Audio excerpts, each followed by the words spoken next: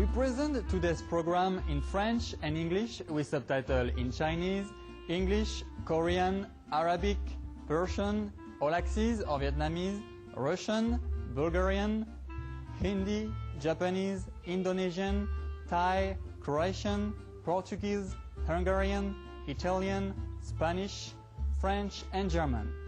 Connue pour sa déclaration des droits de l'homme et du citoyen, la France est un pays qui met en avant les principes de liberté, d'égalité et de fraternité. Le peuple français a bon cœur et est bien connu pour accueillir les immigrants venus chercher un foyer. La nation française a eu une influence positive sur de nombreux pays à travers sa législation et son excellence dans de nombreux domaines. Par exemple, dans le domaine de l'exploration, les Français ont été à l'avant-garde de l'aérospatiale avec les frères montgolfiers et leur montgolfière qui a permis à l'homme de s'élever dans les airs. Aujourd'hui, les Français sont toujours à la pointe de la technologie, en particulier dans l'aérospatiale et les transports terrestres, avec entre autres le train à grande vitesse ou TGV, détenteur du record de vitesse.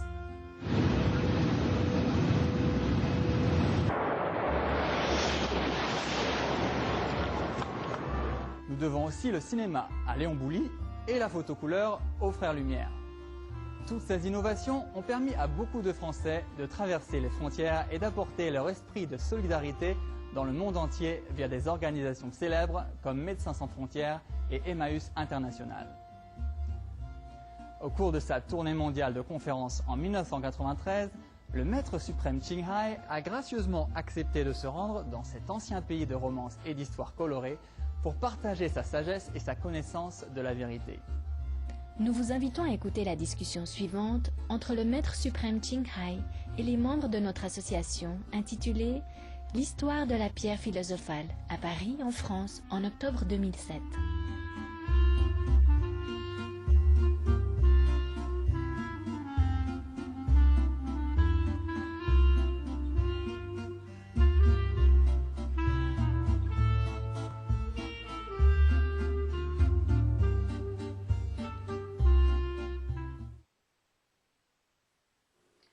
You see, when you're in good company, you're happy, huh?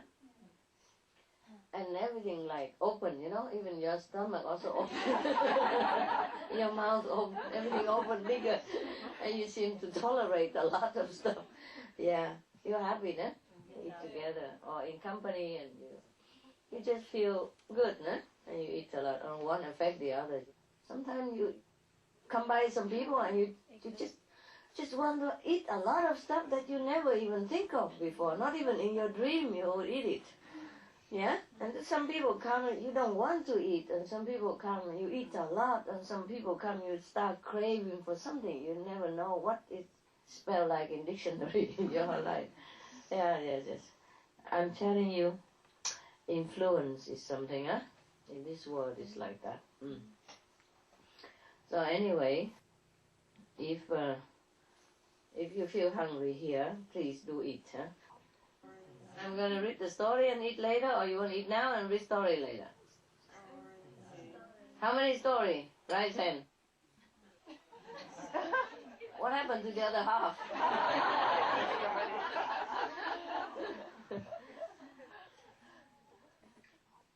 Well, if you want to eat it, take the cake outside and eat it, and we read the story inside. Now we listen to some saintly story and behave like a saint first, okay? Then maybe you can eat some saintly cake. Huh? All right? Oh, this is good stuff. Okay, now I mark some of the nice story. I'm going to read some of them. There was one master, you know, one of his acquaintances going to pilgrimage in Mecca. So the master said to him, "Oh, can you please say hello from me to that God in Mecca?" So the acquaintance was very surprised. "You should know better. The God over there, the God here is the same, no? The only one God, right?" He asked the master. The master said, "Yeah, of course." I said, "Why then you say that God in Mecca? That means there's another God here? There's no difference." He tell the master off, you know. Someone said, "Well, there's no different God, why go there?" It's the same God, so why go there? Logical, huh?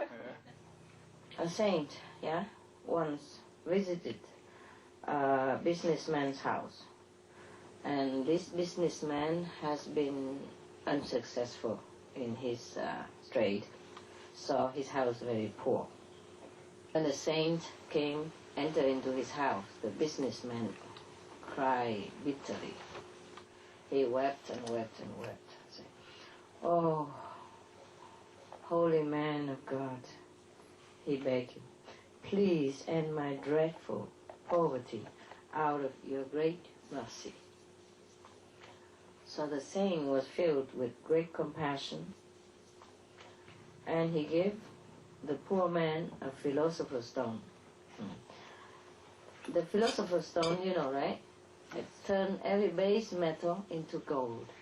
Yeah. And then the businessman has served him a meal, and then he gave him a stone, and then the saint left. What happened?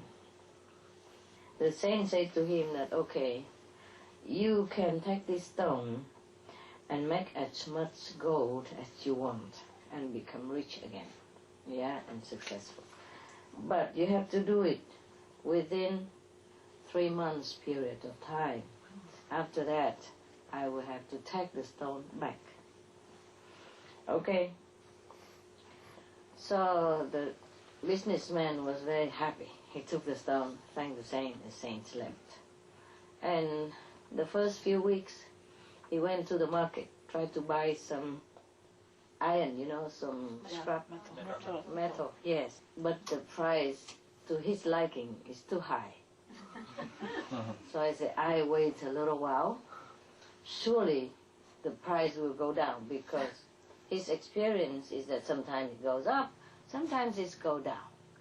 So okay, he waited, put the stone back there, money back in pocket, go back home. A few weeks later, went to the market again, looking for scrap metal. Oh, the price is a little lower, but still too high for his liking. I put the stone back there, put the money back in his other pocket, went home. Next month he went to the market again, and you know what happened, right? I don't have to tell you. Do I have to tell you? He went to the market, saw the scrap. Saw the scrap? Still too expensive. Still too expensive. You got it, baby. Okay, so what happened next? What would he do? He lost his job after. Not so quick, it's only second month. My God, you're stingy. He went home again, and after 1 month he came back. Yeah? What happened? Still too expensive. Yeah, the price did go lower. It does go lower, like week by week. And he was thinking, in a few more weeks, it will be like free gift. And I will take all of them home. I will turn all of them into gold, and I'll be rich. So he waited for another few weeks. And suddenly the metal price gone up again, sky high. Oh, so he said, oh my God, okay, I shall wait. It will certainly go down again like it did before. So he waited. Meanwhile, 3 months period passed. So the saint went back and took the philosopher's stone. And he still stay poor. Why is that? Stupid. Yes. Pure stupidity. Yeah. Imagine that, huh? You pay a few more dollars and you have a few thousand back. Yeah? This is pure stupidity. But you may be laughing, but a lot of us are like this, you know? Oh, never mind, I meditate more tomorrow. Huh? Truly like that. Some people would like to work to serve mankind. I think it's ideal and it's good to serve mankind.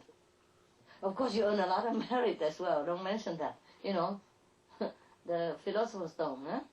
The more you serve people, the more people you serve, the more merit you get.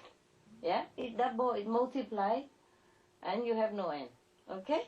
Yeah. But you say, well, I'm busy. Maybe next year or in a few years, I'll be able to do it. Or I will meditate for a while until I'm getting ready. But if you wait till next year, don't even know if the world is still there, the way it is going. I don't know where the world goes, yeah, for example. And maybe next year you are not there, yeah, or next year we don't need. This is the story in this book. When we read it, we feel, oh my God, what an idiot, huh? No? Yeah. But people do that, you know, in real life, in a different way, yeah? Sometimes we think, okay, stay home and go out and help some poor guy, you know, it's also doing good thing, you know, of course it's a good thing to do. Doing charity, you know, helping a little bit here and there with the center is also good. Not like that, you know, not like working for the whole world. My God. And I'm telling you, we are sometimes very ignorant. But this is not the worst already. Oh, maybe next year, maybe the year after. I can't be vegetarian yet because, yeah? Who knows if next day you are still here in this world, yeah? Or I am still here. Or the Guanyin method even still available. Or the world is still available even. You know what I mean? Like what I just told you before, the journalist asked about Mars, yeah? That we used to be like us, physical planet. With water, plants, and everything, and now no more. Yeah? And the way the earth going is, I'm telling you, history repeats itself. Not every planet destroy and become only invisible beings who live there. Every planet has beings who live there, either visible or invisible. If it's invisible, we say, nobody lives there. You understand me? Yeah. If it's visible, maybe we say, alien! Anyway, there are some also peopled planets, yeah? Just not discovered yet. They're discovered in a little bit of some glimpse of it. They're hoping, but they are uncountable planets, yeah? With people. Similar to us even. Some are similar to us, some are a little different. But every planet has been populated, yeah? Even the moon, the sun. And I told you the moon is really populated with beings. One night, you know, and I have witnessed, you know, he lives in Costa Rica, and you can ask him. One night when I first came back from America to Spain, you know, in that house, and it was the moonlight. So when it's the moonlight, I like to watch or come out and watch it. And suddenly all the seagulls, you know, waken from their sleep and come out and flying around and singing and dancing all over the place. And the moon keeps smiling at me many hours long. Really, the face of a smiling person. Yeah. And my assistant said, oh my God, look at that, master, look at that. And he just staying there and he said, we'll keep watching, you know, see when the smile stops. It doesn't stop. Yeah. Only after I went back into the house, and he popped out again and have a look, and the moon doesn't smile anymore. So that wasn't like an illusion, or it wasn't like a shape or an accident. Many hours, we sit there and it keeps smiling at us. Truly a beautiful smile. Because all the beings, you know, get together and put that smiling image on the moon for me. Of course, I thank them a lot. Sometimes the moon just stands still for many hours because I was singing with the disciple. You know, all the residents know this. They were there. We were in the mountain and next to the river. We were in tent, you know, so we're lazy to go in tent so early, and the moon was there, so we get out, make a little fire, and then we were singing with guitar and mandolin and all kind of thing that we had there, whatever we had, singing. And the moon just stood still, really, for many hours, as long as we were there. And then suddenly we say something, okay, that's it, we gotta go inside and do meditate. Then the moon dropped, whoop! Like it dropped, you know, like I take a candy, yeah, truly like that. I mean, you can ask any resident that is still there at that period. They're still there. They're still alive, you know. Just like the moon was hanging like this, huh? For many hours, right in front of us. Suddenly say, okay, man, that's time to go sleep. Go over the mountain, quick, like a flash second, gone. all that hours they hang on top of the mountain, about this far, you know, like from the sky looking, about this far, hanging there. Many hours, and we were just seeing when, you know, keep singing and looking, see when he come down. Doesn't go down, keep staying there for long, long, long hours. The moon is really alive, I'm telling you. And if you love it, it will respond. I mean, you must have love inside, you know, truly love. I love the moon so much. That is so much for our scientific explanation about non-living planets, yeah? Every planet has living beings. But if you say living, mean physical body, then not every planet has that, yeah? But they are populated with beings every time, everywhere. There's so many things to discover in the universe. You know, it's very interesting research. Only if you're interested, nah? Otherwise, of course, you only know this planet and you want to hoard as much money as possible, and then maybe you just die one day and leave everything behind. Or you leave nothing behind, just dead. Who knows? Then you have to come back and pay also. It happens. A lot of things happen. Life is uncertain, huh? We all know that. But most people just give this precious time, 3 months notice, just to pursue things that is not really necessary at all for our soul. And we won't be able to take it with us wherever we go later. It's a pity, no? Yeah? So I'm happy for you that at least you save some time, however difficult, you come here and sit, meditate. Yeah? Your action is already good enough. Yeah. At least you try. You try, huh? And haven't noticed that. Now, everything you do is accounted. Eh? So we have to make sure what we do is good. Yeah? And okay. Yeah. Yeah. According to heaven's plan.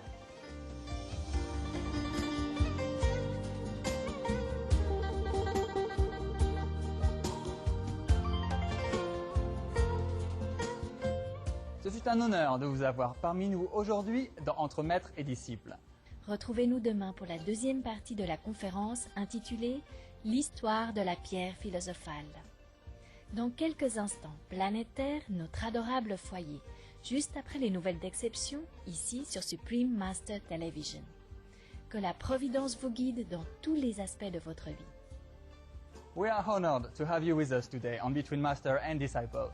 Please tune in again tomorrow for part 2 of the lecture entitled The Story of the Philosopher's Stone. Up next is Planet Earth, our loving home, right after noteworthy news, here on Supreme Master Television. May the Providence guide you in all aspects of your life.